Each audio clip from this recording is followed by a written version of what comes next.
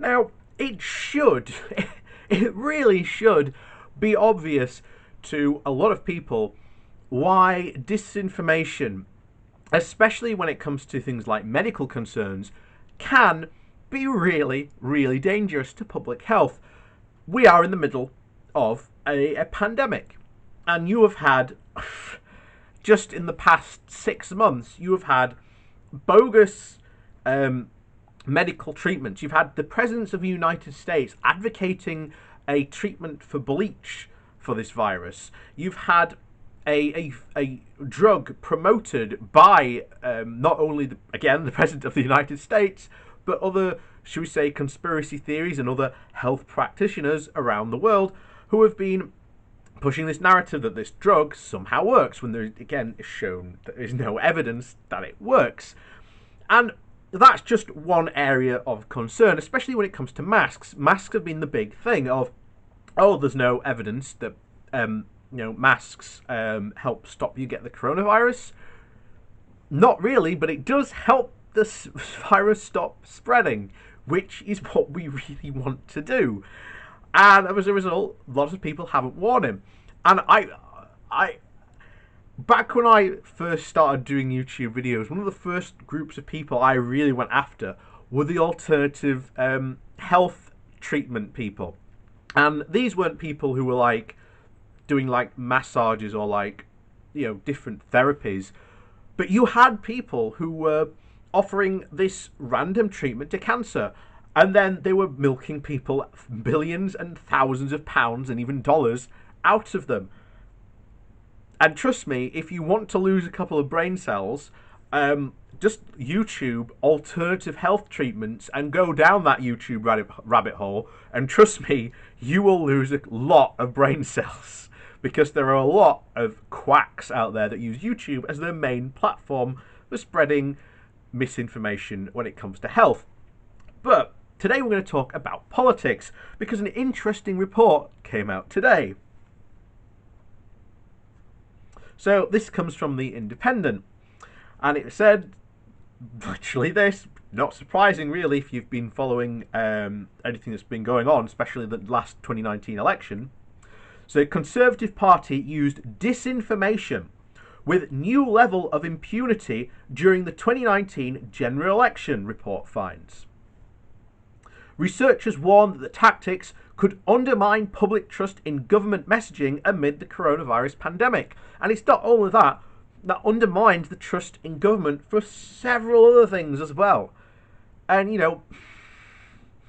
having a trust in your government is quite a valuable pillar for having, a good and functioning democracy. So anyway, we get into it here.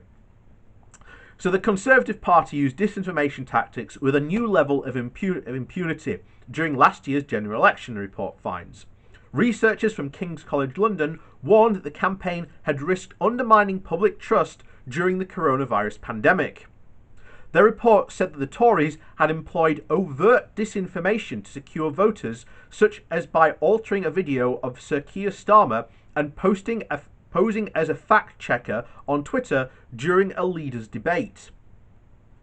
Even if some of these tactics are not novel, the impunity of which they were employed appears new, at least in the UK, it added.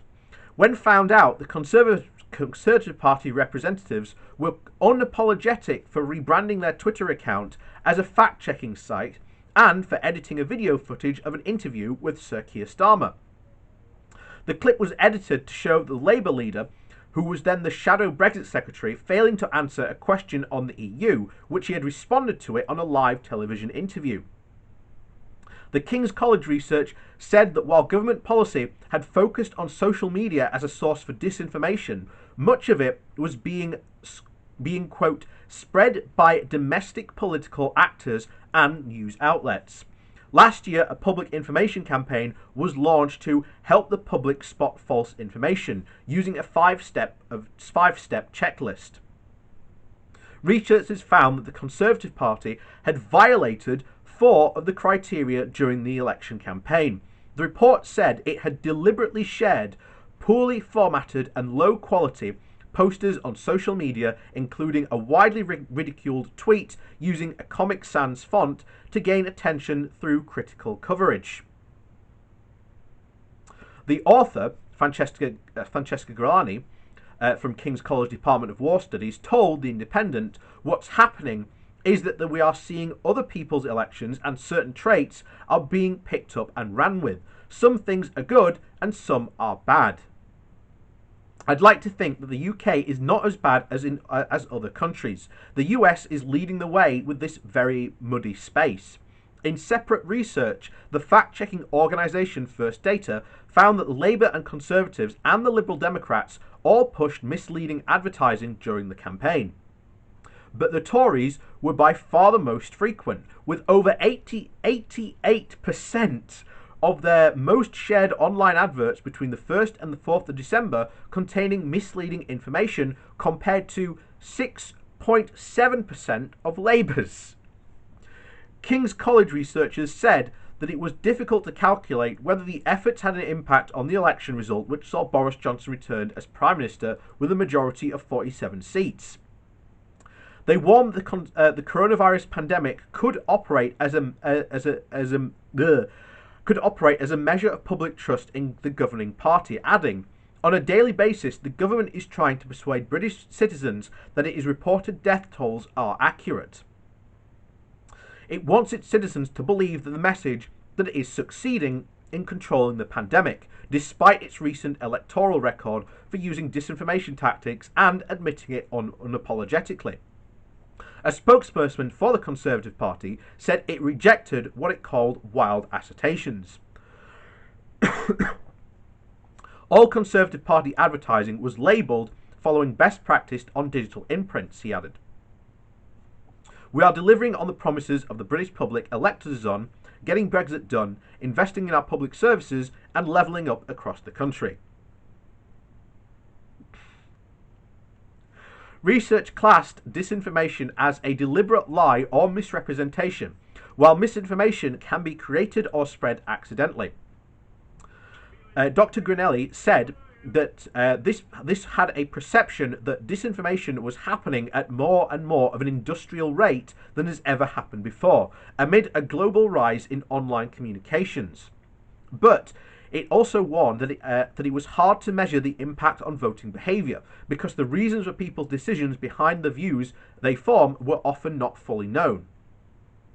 She also noted that the period since the 2016 EU referendum, which has seen 2 general elections, 2 Conservative and 2 Labour leadership elections, has meant that party political campaigning continuing for not longer than it normally would. It also reported for more research to be done across multiple platforms to examine how false information spreads, takes root, and calling claims that Facebook or bots or the Russians are the core threat a misdiagnosis of the true problem. A lot of the time, people are looking for information that reinforces their beliefs, she said. Social media has been the focus of a lot of anti-disinformation campaigns, but it's also not the sole area where people get news. It might be their friends, parents, newspapers, celebrities, or even musicians. It's almost a perfect storm. The old gatekeepers have been removed, and we haven't found a right way to replace them. And I sort of completely agree there. You've got really, no one really suspects the impact social media would really have on our lives. And not only that, especially in the political theatre, because we're now seeing that, as you've seen there definitely needs to be more research done. But I wouldn't be surprised, again, knowing the background of, we've had a massive rise in, the alt-right, especially on YouTube. And I put it down to the fact that you've had people who have been masquerading, calling themselves, centrists, and, attacking, leftists for, being crazy, showing, one video of a crazy, quote, crazy woman shouting at someone.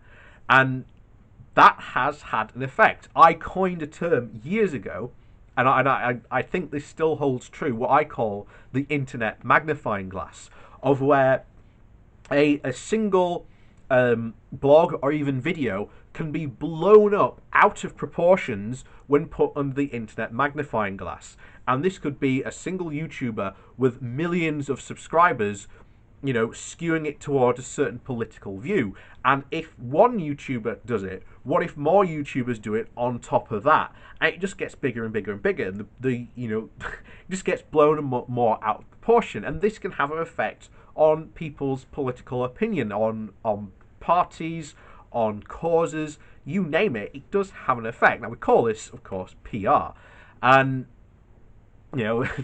not much really has changed. It's just a new tool in the toolbox, shall we say? But anyway, that's that. So, what do you think? I think the internet magnifying glass, I think, is a perfect way to describe it. Copyright bowler hat man. But yes, please do like, share, and subscribe. Share around this video and subscribe to the channel if you are new. You'll see lots more of us talking, commenting about British politics. And of course, down below there are links to my Patreon page and a one-off donation link should you like to support the channel in that way. So, thank you very much, and we'll see you all next time.